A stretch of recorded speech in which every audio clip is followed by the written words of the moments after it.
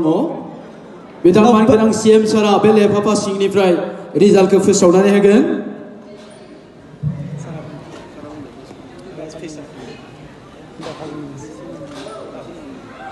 Best feature film दखना जोमै दाखा जोमै and produced by Two Brothers Entertainment. I would like to request the team Dakha Zamai, please come up. Producer, please come up on the dais. गोजोनथों जोंहा टिकेन्द्रजित नार्जारी बे एवार्डनि थाखाय बिथांनि नखरनि सोद्रोमाखौ लेंहरदों। टिकेन्द्रजित नार्जारीनि नखरनि सोद्रोमाखौ जों बेवहाय लेंहरनाय जादों। सफैखादों नखरनि सोद्रोमाखौ फैनो थाखाय खावलायहरबाय। The award carries check of ₹1 lakh and a memento प्रडिउसारखौ फैनो थाखाय खावलायहरबाय। certificate. दाखा जोमैनि दिहुनगिरि एबा प्रडिउसार बिथांखौ बान्थाखौहाय जोंनि मानगोनां CM BTRनि आखाइनिफ्राय नाजावनो गुरै खावलायनाय। Pankaj Lahari and his team. Producer. Put your hands together, ladies and gentlemen, for the best Bodo film. आखाई घूमना है बराबर। जोरदार तालियां होना चाहिए यहाँ Pay. For the late Tikendra Nazari Best Bodo Feature Film Award to the Dakha Zamai. बिथांमोना गासै साबा producer team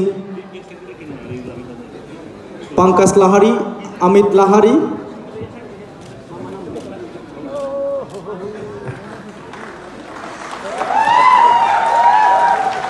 hip hip hooray, hip hip hooray.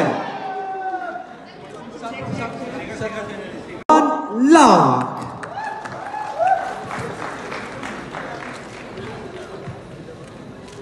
Which is sponsored by Government of Bodoland Territorial Region.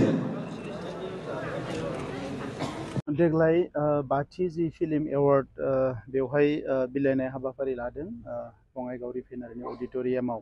बेयाव बाहागो लानानै जोबोद गोजोननाय मोनदों। गमामायैनो जोंनि सावथुन मुलुगा एबा बर' माहारिनि जि सावथुन बरननाय जि जोंनि हाबाफारि बियो जोबोद जौगाबाय। जाय बिथांमोना बेवहाय नांथाबनानै दङ बिथांमोननो आङो रोजा रोजा साबायखर बावदों। मानोना मोनसे हारि जौगानायनि जि सिनायथि बेवहाय गुबुन गुबुन बिथिंफोरखौ नायनानै जायो।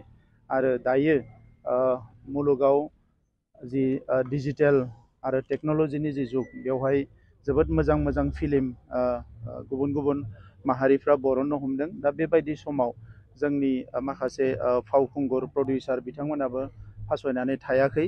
जोङो दायो जेखौ नुनो मोनबाय जोबोद क्वालिटिनि फिल्मखौ बर' रावजोंबो बरननो हाबाय। दा बिनि थाखायनो आङो जाय बिथांमोना फिल्म बरननाय हाबाफारियाव बाहागो लादों एबा बेखौ मावगासिनो दङ बिथांमोननो आं साबायखर बावो। आरो देग्लाय गिबि खेबाव बिथांमोना साब्रै गेदेमानि मुङाव जाय बिथांमोना बर' फिल्मनि मुलुगाव गोबां बिहोमा होलांबाय बिथांनि मुङाव एवार्ड होदों।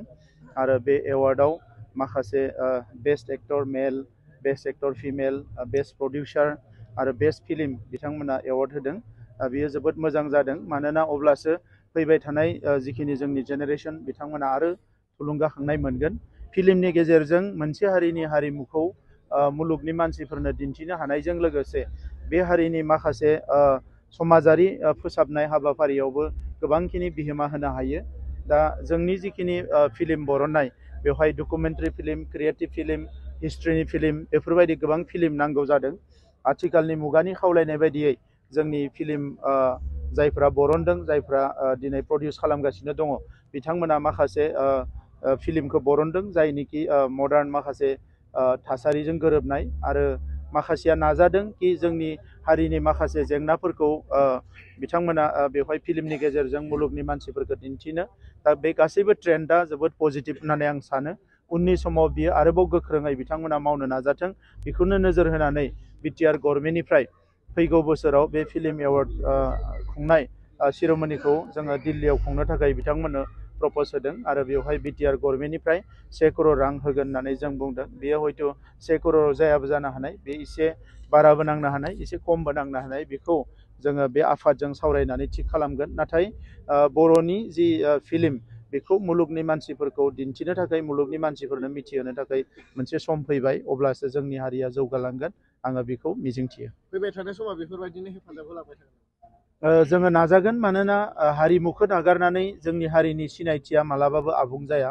बर' हारिनि हारिमुआनो गुबै, जोंनि राव, जोंनि थुनलाइ, जोंनि हारिमु, बेजोंसो जोंनि हारिया थांनानै दङ।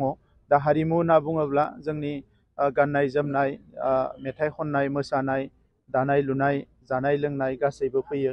दा फिल्म एबा ड्रामा बेफोरबो जोंनि हारिमुआवनो फैयो। दा बिनिखायनो बे बिथिंखौ जौगाहोनाया जोंनि सरकारनि बिबान।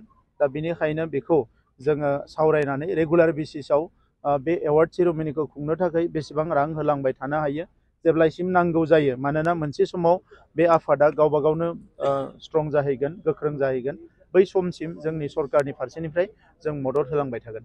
बर'नि माखासे गोजाम सावथुनफोरखौ प्रिजार्भेसन खालामनायनि माबाफोर बिनि थाखाय जोङो आर्काइभनि मोनसे प्रप'जेल थांनाय बोसोराव लाबोदोंमोन आरो दायो टेकनिकेलि बेखौ जोङो खालामनो थाखाय हाइटेक माखासे इन्जिनियारनि गोनां जायो। बेनि थाखाय माखासे नायगिरनाय हाबाफारिया सोलिगासिनो दङ।